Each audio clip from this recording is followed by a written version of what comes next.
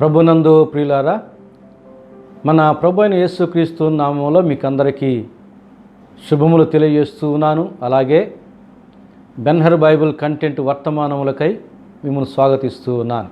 యెషయా గ్రంథం 11వ అధ్యాయం 1వ వచనాన్ని మీ ముందుకు తీసుకుని వస్తున్నాను. దయచేసి గమనించండి. యెషయా మొద్దు నుండి చిగురు పుట్టును. ఈ ఒక్క మాట చాలండి. యెషయా మొద్దు నుండి చిగురు పుట్టును. మనం ఎన్నో పర్యాలు మాటను విని ఉంటాం.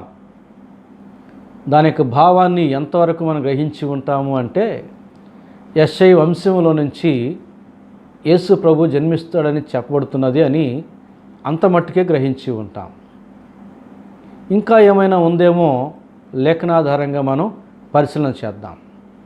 ప్రభునందు ప్రియులారా, ఈ మాట నేను ఎందుకు తీసుకొస్తున్నానంటే, ఈ మధ్య యేసు ప్రభు ఎక్కడ పుట్టాడు అనేది ఒక పెద్ద ప్రశ్నగా, దానికి జవాబు చెప్పేటటువంటి వక్తలుగా అనేక మంది బయలుదేరారు. మొన్నటి వరకు యేసు ప్రభు సత్రంలో పుట్టాడని కొంతమంది, యేసు ప్రభు పశువులశాలలో జన్మించాడని మరికొంతమంది, అలాగున్న రెండు వర్గాలుగా ఉన్న క్రైస్తవ్యం ఈ ఆధునిక యుగంలో మూడో వర్గం కూడా బయలుదేరింది. యేసు ప్రభు ఇంటిలోనే జన్మించాడు అనేటటువంటి ఆధునిక క్రైస్తవ వర్గం కూడా అందులో చేరింది. కాబట్టి ఇలాంటి సంశయముల మధ్య లేఖనాధారంగా అసలు యేసు ప్రభు ఎక్కడ పుట్టాడు? ఇంటిలో పుట్టాడా? సత్రంలో పుట్టాడా? పశువుల శాలలో పుట్టాడా?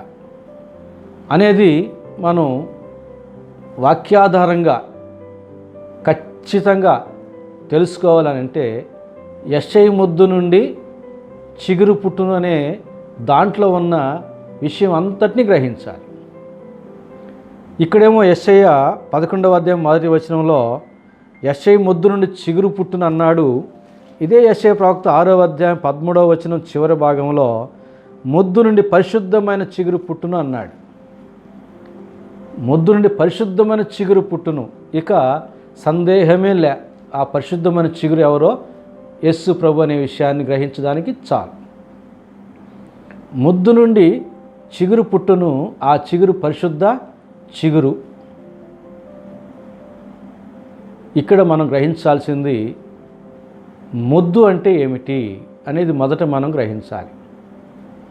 బైబిల్ భాష్యం ఏమిటంటే, మొద్దు అనే దానికి బైబిల్ చెప్పుచున్న భాష్యం మరుగైనది మనుగడలోనికి రావడం. క్లుప్తంగా చెప్పాలంటే, మొద్దు అనేది బైబిల్ దేనికి సూచనగా చెప్పబడుతుందంటే, మరుగైనది మరలా ఉనికిలోనికి రావడాన్ని మొద్దుని ఒక సూచనగా బైబిల్ చెబుతూ ఉంది. మనం దానియేలు గ్రంథం 4వ అధ్యాయం 26వ వచనంలో చూస్తే చివరి భాగం, చెట్టు యొక్క మొద్దు ఉన్ననీయుడని వారు చెప్పిరి కదా, దాని వలన సర్వోన్నతుడు అధికారి అని నీవు తెలుసుకొని నా మీదట నీ రాజ్యము నీకు మరలా ఖాయముగా వచ్చునని తెలుసుకోము. ఆ పై భాగాలు చూస్తే ఆ మొద్దు నిన్ను సూచించున్నది అంటాడు. దానియేలు నెబుకద్నెజరు రాజుకు వచ్చిన కలభావాన్ని చెబుతూ ఈ మాటలు చెప్పాడు. ఓ నెబుకద్నెజరు రాజా, నీకు ఒక పెద్ద వృక్షం కనబడింది. ఆ వృక్షం కూడా నీవే. దేవుడు నిన్ను ఆ వృక్షంలాగా విస్తరింపజేశాడు. తర్వాత కొంతకాలానికి కొమ్మలు నరకబడ్డాయి, మొద్దు మాత్రమే విడిచిపెట్టబడింది. ఆ మొద్దు కూడా నిన్నే సూచిస్తూ ఉంది. 7 కాలములు నీవు పశువులాగా గడ్డి మేస్తావు, తరమబడతావు మనుషుల నుంచి. నీవు దేవుణ్ణి తెలుసుకున్న తర్వాత, ఆయనే ప్రపంచాన్ని పరిపాలిస్తున్నాడని నీవు గ్రహించిన తర్వాత, అంటే 7 కాలములు అప్పటికి జరుగుతుంది. ఆ తర్వాత మరలా నీ రాజ్యం నీదవుతుంది అన్నాడు. కాబట్టి మొద్దు అంటే మరుగైపోతుంది. 7 కాలములు నెబుకద్నెజరు రాజుకి మరలా మనుగడలోనికి ఆయన పాలన వస్తుంది. కాబట్టి నెబుకద్నెజరు కలలో కనబడిన మొద్దు మరుగైపోయిన తన పాలనను మనుగడలోనికి తెచ్చేటట్టు పాలనను సూచించేదే కనబడుతుంది అక్కడ. అలాగే యెషయా మొద్దు కూడా మరుగైపోవాలి, కొంతకాలం మరలా మనుగడలోనికి రావాలి. అది ఏ రీతిగా సంభవించిందో మనం లేఖనాధారంగా చూద్దాం. మనం గమనిస్తే సౌలు రాజు కాలంలో దావీదు బహుగా కొనియాడబడ్డాడు. అందువలన సౌలు రాజు దావీదు మీద అసూయపడ్డాడు. ఏ రీతిగానైనా దావీదును చంపించాలనుకున్నాడు సౌలు రాజు. అందుకొరకు ఫిలిస్తీన్ల మీదకి మాటి మాటికి పంపించాడు దావీదుని, ఆ ఫిలిస్తీన్ల చేత ఆ యుద్ధంలో చనిపోతాడు అని. కానీ దేవుడు తోడై ఉన్న దావీదు అన్ని సందర్భాల్లో వివేకముగా ప్రవర్తించి విజయుడై తిరిగి వచ్చాడు. ఇంకా దావీదు గణపరచబడుతూ ఉన్నాడు, కొనియాడబడుతూ ఉన్నాడు. అదే రీతిగా సౌలు రాజుకి దావీదు మీద కోపము, పగ, అసూయ పెరుగుతూ ఉన్నది. అలాంటి పరిస్థితుల్లో ఇక యోనాతాను చేసిన సంధి కూడా పనిచేయలేదు. యోనాతాను కూడా తన తండ్రి అయిన సౌలు రాజు దావీదును చంపాలని స్థిరంగా ఉన్నాడన్న విషయాన్ని దావీదుకి చెప్పి పొమ్మంటాడు, ప్రాణాలు దక్కించుకోమంటాడు. అప్పుడు దావీదు అదుల్లాము గుహకి వస్తాడు. మీరు సమూయేలు 2వ గ్రంథం 19వ అధ్యాయాన్ని, మొదటి సమూయేలు గ్రంథం 22వ అధ్యాయాన్ని చూస్తే చదువుతాను. అదుల్లమ్మ గుహలోకి వస్తాడు తన ప్రాణాలు కాపాడుకొని సౌలు రాజు చేతిలోంచి తప్పించుకోవడానికి. సమూయేలు మొదటి గ్రంథం 22వ అధ్యాయం మొదటి 4 వచనాలు చదువుతాను. విషయం ఏమిటంటే, సౌలు రాజు చేతిలో నుంచి తప్పించుకుని దావీదు అదుల్లమ్మ గుహకు వచ్చాడు. వచ్చిన తర్వాత ఏమవుతుంది? బెత్లెహేములో దావీదు యొక్క తల్లిదండ్రులు ఉన్నారు, దావీదు యొక్క సహోదరులు కూడా ఉన్నారు. ఇప్పుడు సౌలు ఎంత ప్రయత్నించినా దావీదు దొరకడం లేదు. కాబట్టి బెత్లెహేములో ఉన్నటువంటి దావీదు కుటుంబీకులకి భయం కలుగుతుంది కదా. ఇప్పుడు మన ఇంట్లో ఏదైనా ఒక బిడ్డ ఎక్కడైనా ఏదైనా నేరం చేశాడు అని అంటే, అది పోలీస్ కేసు అయిందంటే, ఆ ఇంటి వారందరూ ఇల్లు వదిలేసి ఖాళీ చేసి వెళ్ళిపోతారు. ఎందుకని? ఆ బిడ్డ కొరకు ఇంటికి వస్తాడు, వాడు దొరకకపోతే మనల్ని పట్టుకుంటారు, మనల్ని విచారిస్తారనే భయం చేత. అలాగే సౌలు రాజుకి దావీదు ఎంతకీ దొరకడం లేదు కనుక దావీదు యొక్క కుటుంబీకులను పట్టుకుంటే వారి కోసమైనా, వారిని కాపాడడానికైనా దావీదు వస్తాడు, అప్పుడు పట్టుకొని చంపేయచ్చు అని సౌలు రాజు పథకం రచించవచ్చు. ఆ అనుమానంతో, ఆ భయంతో దావీదు యొక్క తల్లిదండ్రులు, సహోదరులు కూడా అదుల్లాము గుహకు చేరుకున్నారు. వారితో పాటు మరికొంతమంది చేరుకున్నారు. వారు ఎలాంటి వారు చూద్దాం. సమూయేలు మొదటి గ్రంథం 22వ అధ్యాయం మొదటి 4 వచనాలు. దావీదు అక్కడ నుండి బయలుదేరి అదుల్లాము గుహలోనికి తప్పించుకుని పోగా అతని సహోదరులను, అతని తండ్రి ఇంటి వారందరూ ఆ సంగతి విని అతని యొద్దకు వచ్చిరి. దావీదు సహోదరులను, అతని ఇంటి వారందరూ కూడా అతని యొద్దకు వచ్చిరి. 2వ వచనం. మరియు ఇబ్బంది గల వారందరూ, అప్పులు చేసుకుని వారందరూ, అసమాధానముగా ఉండు వారందరూ అతని యొద్ద కూడుకొనగా అతడు వారికి అధిపతి ఆయను. అతని యొద్దకు ఎక్కువ తక్కువ 400 మంది వచ్చి ఉండిరి. 3వ వచనం. తరువాత దావీదు అక్కడి నుండి బయలుదేరి మోయాబులోనికి మిస్పేకు వచ్చి, దేవుడు నాకు ఏమి చేయునది నేను తెలుసుకుని వరకు నా తల్లిదండ్రులు వచ్చి నీ యొద్ద ఉండనిమ్మని మోయాబు రాజుతో మనవి చేసి అతని యొద్దకు వారిని తోడుకుని పోగా దావీదు కొండలో దాగిన దినములు వారు అతని యొద్ద కాపురముండిరి. అదే విషయం. దావీదు అదుల్లాము గుహలో ఉన్నాడు, సౌలు రాజు చేత తరమబడుతున్నాడు. అన్నపానములకు కష్టం. మరి మెరకలెక్కాలి, పర్వతాలెక్కాలి, కొండలెక్కాలి, లోయలు దిగాలి, పారిపోవాలి. మరి వీరంటే వయసులో ఉన్నారు. దావీదు యొక్క తల్లిదండ్రులు అయితే అవన్నీ చేయలేరుగా, పరిగెత్తలేరు, పర్వతాలు ఎక్కలేరు, కొండలు ఎక్కలేరు, దిగలేరు, అన్నపానాలకు కష్టపడలేరు. అందుకొరకు దావీదు చక్కటి ఆలోచన చేశాడు. చూడండి తల్లిదండ్రుల గురించి ఎంత జాగ్రత్తగా ఆలోచన చేశాడో. మోయాబు రాజు దగ్గరికి వెళ్ళి ఒప్పించాడు. అక్కడ తన తల్లిదండ్రులని జాగ్రత్తగా ఉంచాడు. తర్వాత జరిగిన సంభవాలను బట్టి మరలా సౌలు రాజు చనిపోవడం, తర్వాత దావీదుని ఇజ్రాయెల్ అందరూ కూడా ఎట్టకేలకు రాజుగా చేసుకోవడం జరిగింది. రాజు అయిన తర్వాత ఇక దావీదు రాజు తన సహోదరులకి మంచి పదవులు ఇచ్చి ఉంటాడు. సహస్రాధిపతులు, శతాధిపతులు, ఏదో మంచి పదవులు ఇస్తాడు. ఇక రాజు ఖజానా ఉంది, ఆస్తి ఉంది. కాబట్టి బెత్లెహేములో తన తండ్రి విడిచి వచ్చిన తన ఇంటిని, ఆ ఇంటికి ఆనుకొని ఉన్న పశువుల శాలను దాని గురించినటువంటి అవసరం లేదు, దాని గురించిన జాగ్రత్త కూడా చేయలేడు, పరిపాలనలో కొనసాగుతూ ఉన్నాడు. అలాగున ఎప్పుడైతే దావీదు యొద్దకు యెష్షయి కుటుంబీకులందరూ దావీదు యొద్దకు వచ్చి తర్వాత మోయాబు దేశం వెళ్ళారో, ఇక బెత్లెహేములోని యెష్షయి యొక్క ఇల్లు మరుగైపోయింది. దాన్ని చూసేటటువంటి వారు ఎవరు లేరు అక్కడ. ఎవరికి అప్పచెప్పి రాలే, ఉన్న పళంగా పారిపోయి వచ్చారు వీరు ప్రాణభయంతో. కనుక దానికి ఆలనా పాలన, దాని మంచి అడుగు చూసేవారు ఎవరు లేరు అక్కడ. అది అక్కడ మరుగైపోయింది ఆనాటి నుంచి. దావీదు కూడా ఏం పట్టించుకోలే, పరిపాలనలో తలమునకలై ఉన్నాడు. తర్వాత తనకు సంతానం కలిగింది. తర్వాత అబ్షాలోము తాను రాజు అవ్వాలనుకొని కుట్ర పన్ని రాజు అయ్యాడు. అది తెలిసిన దావీదు పారిపోయి వచ్చాడు. మరలా యొర్దాను నదికి వచ్చాడు పారిపోయి.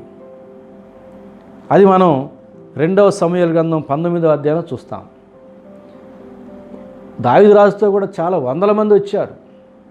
దావీదు మీద అభిమానం ఉన్నట్టు సైనికులు, అధిపతులు అందరూ కూడా.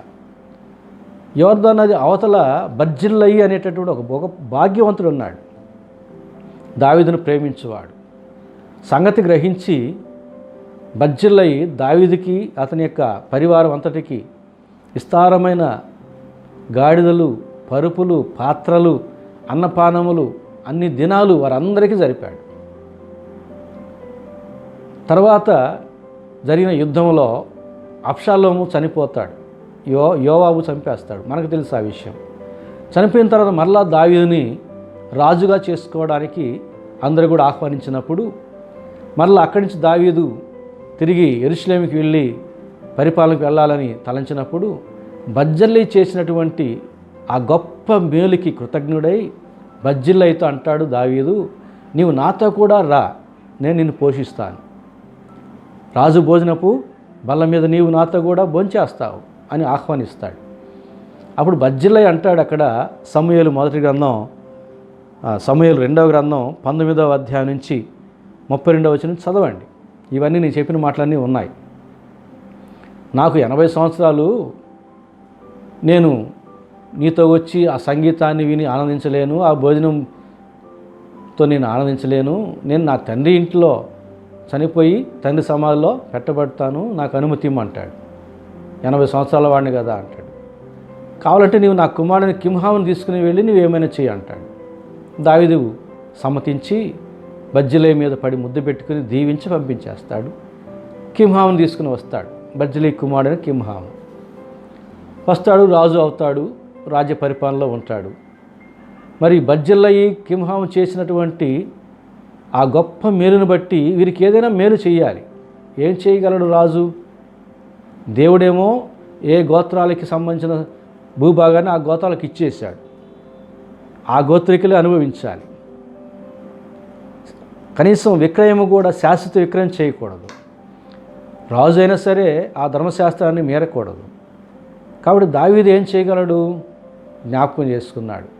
బెత్లెహేములో తన తండ్రిని యెష్షయి విడిచి వచ్చిన ఇల్లు ఉంది, పెద్ద ఇల్లు. ఎందుకంటే యెష్షయి కుటుంబం చాలా పెద్దది కదా, 8 మంది పిల్లలు, కాబట్టి పెద్ద ఇల్లు.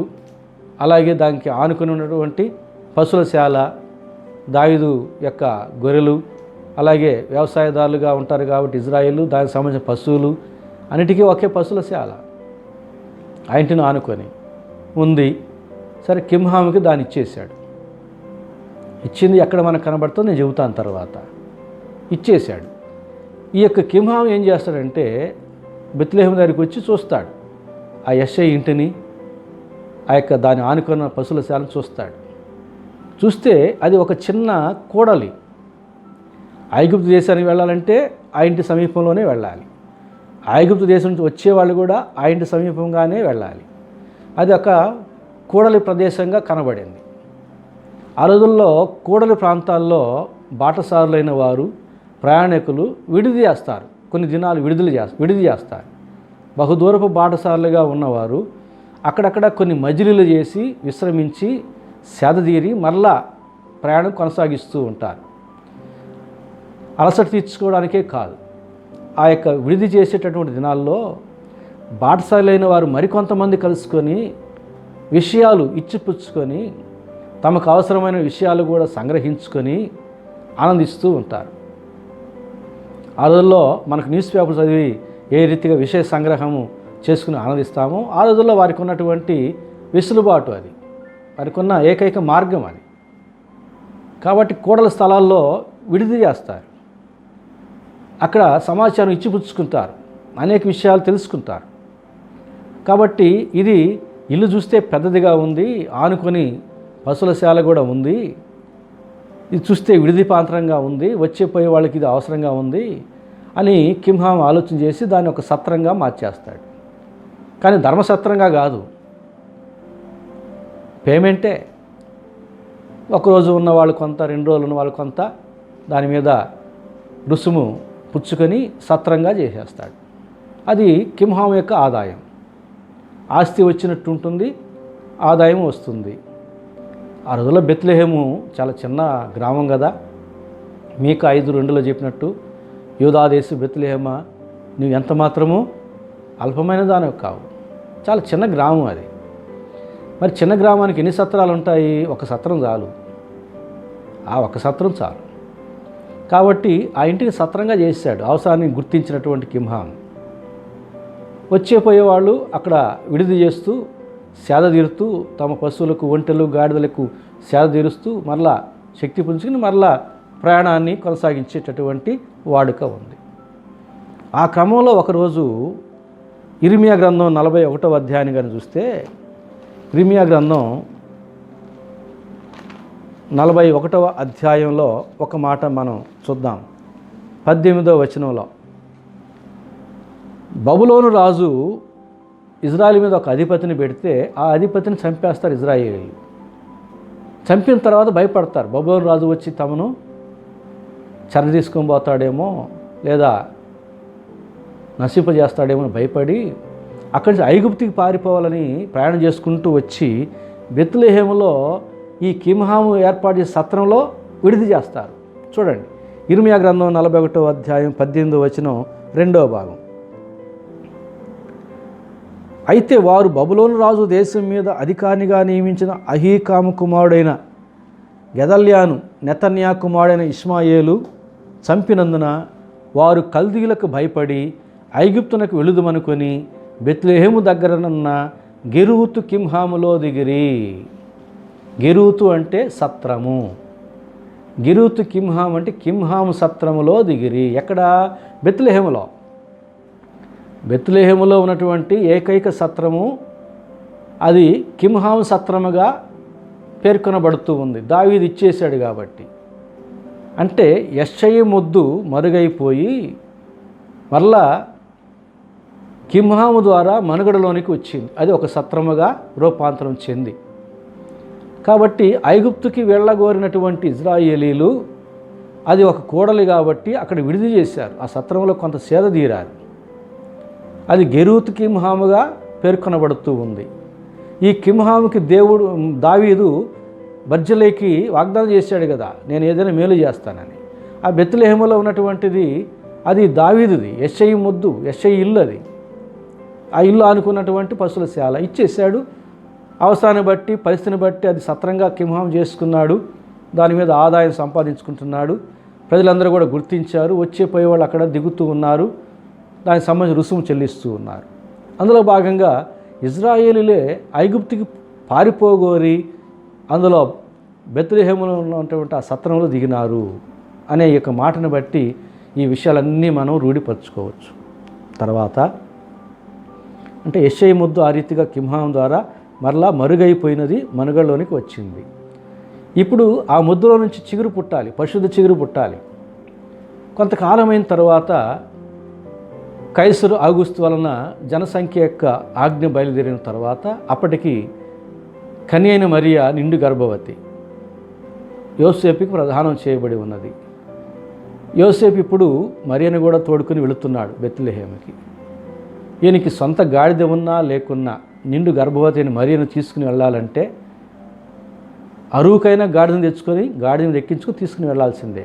నడిపించుకుని తీసుకుని వెళ్ళలేడు, ఎందుకంటే ఆమె నిండు గర్భవతి కాబట్టి గాడిద మీద మరి గర్భవతి అయిన మరియను కూర్చోబెట్టుకొని మెల్లిగా తీసుకుని వెళుతూ ఉన్నాడు.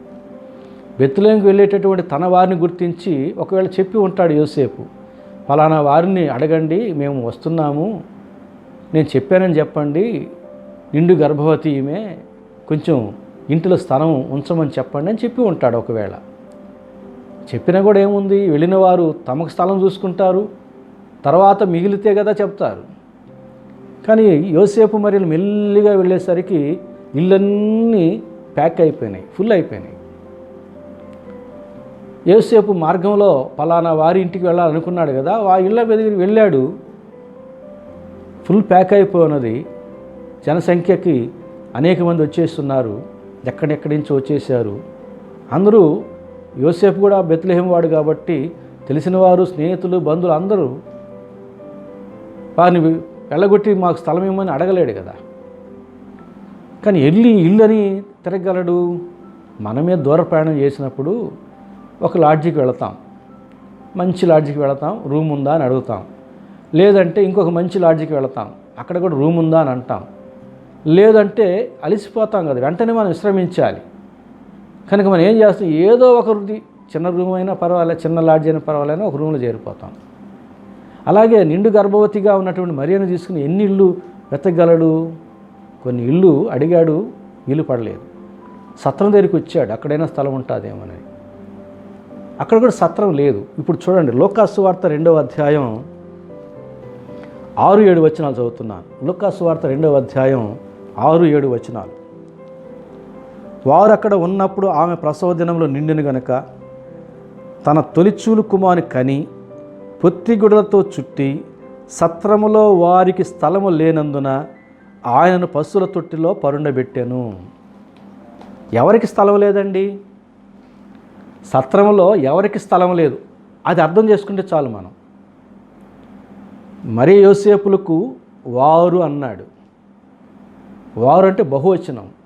సత్రం అంటే మరియకు యోసేపుకు స్థలము లేనందున.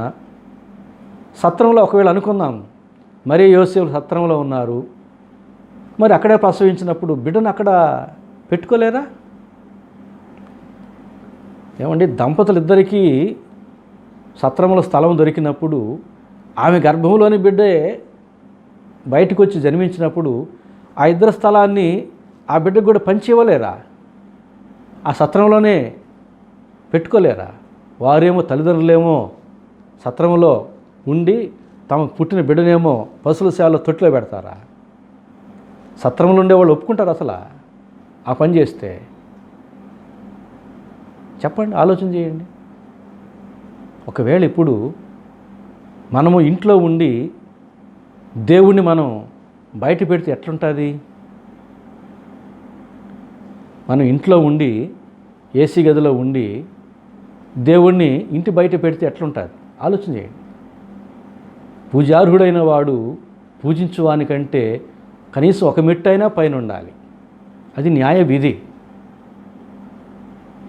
నీవెవరైనా సరే, నీవు ఎవరిని పూజిస్తున్నావో వారు నీకంటే పై స్థాయిలో ఉండాలి.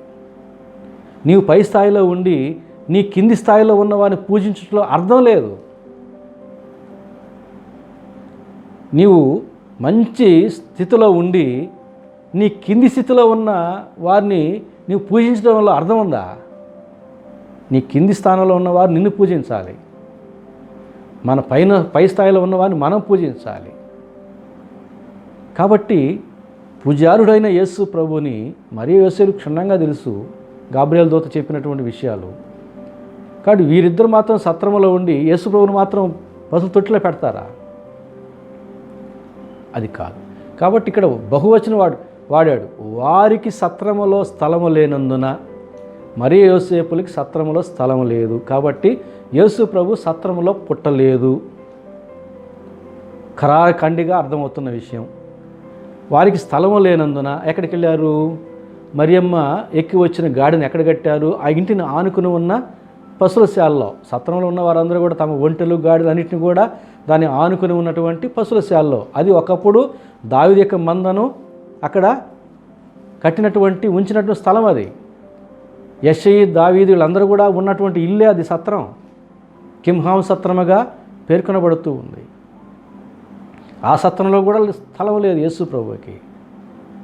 కాబట్టి మరియ ఎక్కి వచ్చిన గాడిదను పశుశాల కట్టి కదా సత్రంలోకి వచ్చి అడిగారు, స్థలం లేదన్నారు. ఇంకేం చేస్తారు? ఇంకా ఇల్లు ఎతకలేరు, వేరొక దగ్గరికి వెళ్ళలేరు, విచారించలేరు, సత్రంలో కూడా లేదు. తాము ఎక్కి వచ్చిన గాడిద పక్కనే స్థలం కొంత సర్దుబాటు చేసుకున్నారు. అక్కడే సేద తీరారు. నిండు గర్భిణి, నొప్పులు వస్తున్నాయి, ఒక దూరం బాటసార్లుగా అలసిపోయి ఉన్నారు, ఇక తిరగలేరు, వెంటనే వారికి విశ్రమించాలి కనుక పశువులశాలలోనే తాము ఎక్కి వచ్చిన గాడిద పక్కనే స్థలం సిద్ధపరచుకున్నారు. అక్కడే ప్రసవించింది మరియమ్మ. కాబట్టి ఆ పశువులశాలలో చాలా తొట్లు ఉన్నాయి కాబట్టి ఒక తొట్టిని సర్దుబాటు చేసుకొని శుభ్రం చేసుకుని పొత్తిగుడ్డలతో యేసు ప్రభువుకి చుట్టి ఆ తొట్టిలో పెట్టుకునింది. ఇక్కడ చూడండి, యేసు ప్రభు పుట్టినప్పుడు గాడిదే కొంచెం సర్దుబాటు చేసుకొని యేసు ప్రభువుకి స్థలం ఇచ్చింది. యేసు ప్రభు శిలువ మరణానికి కూడా ఒక గాడిద తనను యేసు ప్రభువుని ఎక్కించుకొని యెరూషలేముకు తీసుకుని వెళ్ళింది. యేసు ప్రభువుకి చాలా బాధ. బెత్లెహేములో వారు రక్షించడానికి పుట్టినటువంటి యేసు ప్రభు బెత్లెహేములో ఎవరు ఏ ఇంటిలో స్థలం లేకుండా మరి తృణీకరించారు. అలాగే సత్రంలో కూడా స్థలం లేకుండా తృణీకరించారు.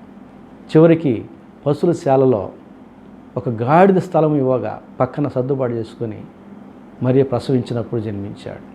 ఆ బాధ యేసు ప్రభువుకు ఉంది. అందుకని పరిచర్యలు అంటాడు,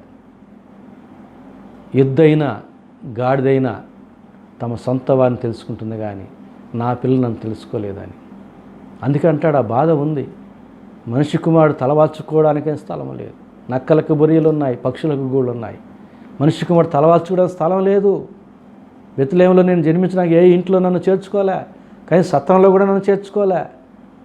ఒక గాడిద, పశువులశాలను గాడిద కొంచెం సర్దుబాటు చేసుకొని నాకు స్థలం ఇస్తే అక్కడ నేను జన్మించాను.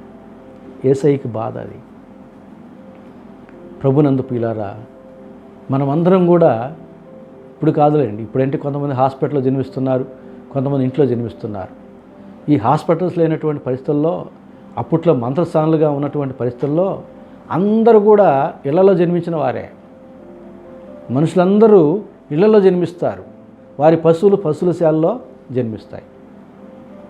మరి దేవుని గొర్రెపిల్ల ఎక్కడ జన్మించాలండి? దేవుని గొర్రెపిల్ల ఎక్కడ జన్మించాలి? పశువులశాలలోనే జన్మించాలి కదా. బాప్తిస్మా యోహాను అన్నాడు, ఇదిగో లోక పాపలు మోసుకొని పోవు దేవుని గొర్రెపిల్ల అని యేసుప్రభుని చూపించి. మరి దేవుని గొర్రెపిల్ల అయిన యేసుప్రభు ఎక్కడ జన్మించాలి? పశువులశాలలోనే జన్మించాలి. కనుక పశువులశాలలోనే జన్మించాడు. అందుకు రుజువు ఎవరంటే సత్రంలో ఉన్నవారు. అలాగే అదే రాత్రి వచ్చారు, దేవదూతలు చెప్పగా గొర్రెల కాపర్లు వచ్చారు, ఇదిగో మీకు ఇదే ఆనవాలు, పొత్తిగుడ్డలతో చుట్టబడినటువంటి మీ రక్షకుడిని తొట్టిలో పరుండి పెట్టినట్టు చూస్తారన్నాడు. అదే రాత్రి వాళ్ళు చూశారు. ఆ గొర్రెల కాపర్లు సాక్షులే, యేసు ప్రభు పశువులశాలలో జన్మించాడని. సత్రంలో ఉన్నవారు సాక్షులే, అదిగో పశువులశాలలో ఇదిగో మరియమ్మ ప్రసవించింది, వారు సాక్షులే. తర్వాత సత్రంలో వారికి స్థలం లేనందున అన్న మాట ద్వారా సత్రంలో యేసు ప్రభు జన్మించలేదు అనేది మనకు ఖరాఖండిగా అర్థమవుతూ ఉంది. తర్వాత గొర్రెపిల్ల, దేవుని గొర్రెపిల్లగా యేసు ప్రభు పశువులశాలలోనే జన్మించాలి కాబట్టి పశువుశాలలో జన్మించాడు. అక్కడ స్థలం లేదు కాబట్టి పశువుశాలలో జన్మించాడని రెండవదిగా మనకు ఖరారవుతుంది. ఇకపోతే ఇంటిలో పుట్టాడని అంటున్నారు కదా కొంతమంది, అది కాదనే దానికి ఆధారం ఏమిటంటే, ఈ జనసంఖ్య దినములు జరుగుతూ ఉండగా జనసంఖ్యలో తమ పేరు నమోదు చేసుకున్న వారు వెళ్ళిపోతూ ఉంటారు బెత్లెహేముని ఖాళీ చేసి. కొన్ని దినాలకి బెత్లెహేములో కొన్ని ఇళ్ళు ఖాళీ అయి ఉంటాయి. మరి ఈ సమాచారం వింటారు, పశుశాలలో జన్మించాడట, పాపం ప్రసవించిందట, మన యొక్క యోధా గోత్రికురాలు, మన బెత్లెహేమీయుడు అని చేర్చుకుని ఉంటారు ఏదో ఒక ఇంటిలో. ఆ ఇంటిలోనికి షిఫ్ట్ అయ్యారు మరియు యోసేపులు, యేసుప్రభుని తీసుకుని వెళ్ళారు. కొన్ని దినాలు అయినాయి. ఈ దినాల్లో తూర్పు దేశపు జ్ఞానులు కూడా వారి స్థలాల్లో వారి జనసంఖ్యలో వారి పేరు నమోదు చేయించుకోవాలి. తర్వాత తమ ఇంటికి కొన్ని దినాలు అవుతుంది వెళ్ళి రావడానికి, యేసుప్రభువుని చూసి రావడానికి తమ ఇంట్లో సరుకులని సర్దుబాటు చేయాలి. తర్వాత వీరు కూడా బాటసారులుగా తమకు అవసరమైనవన్నీ సర్దుబాటు చేసుకోవాలి. అకస్మాత్తుగా వెంటనే ఆ నిమిషంలోనే నక్షత్రాన్ని చూసిన నిమిషంలోనే బయలుదేరి రాలేరు కదా, కొన్ని దినాలు పడుతుంది. తర్వాత అక్కడి నుంచి తూర్పు దేశము నుంచి వారు యెరూషలేముకు వచ్చారు, కొన్ని దినాలు పడుతుంది. వారు కూడా గాడిదల మీదనో ఒంటెల మీదనో లేదా నడిచో వచ్చారు, కొన్ని దినాలు పడతాయి. అక్కడి నుంచి మరలా హేరోదు దగ్గర సమాచారాన్ని సేకరించి మరలా అక్కడి నుంచి బెత్లెహేముకు వచ్చారు, కొన్ని దినాలు పడతాయి. ఈ దినములలో యేసు ప్రభు ఇంటిలోనికి షిఫ్ట్ అయ్యాడు. కాబట్టి ఆ నక్షత్రం వచ్చి ఆ ఇంటి మీద నిలిచినప్పుడు జ్ఞానులు ఆ ఇంట్లోనికి వచ్చి మరీ యోసేపును చూసి యేసుక్రీస్తును చూసి సాగిలపడి నమస్కరించి కానుకలు సమర్పించి పూజించారు. ఇంటిలో యేసుప్రభుని చూసినంత మాత్రాన ఇంట్లో పుట్టాడు అనే దానికి ఆధారం లేదు. ఆ ఇంటి వారే చెబుతారు మా ఇంట్లో పుట్టలేదు యేసుప్రభు అని. బెత్లెహేము వారు సాక్షులే. కాబట్టి మనల్ని ఎక్కడ చూస్తే అక్కడ పుట్టాడని అనుకుంటే ఎట్లా? జ్ఞానులు వచ్చి చూసేసరికి యేసు ప్రభుకి కొన్ని దినాల శిశువు, పుట్టినటువంటి శిశువు కాదు.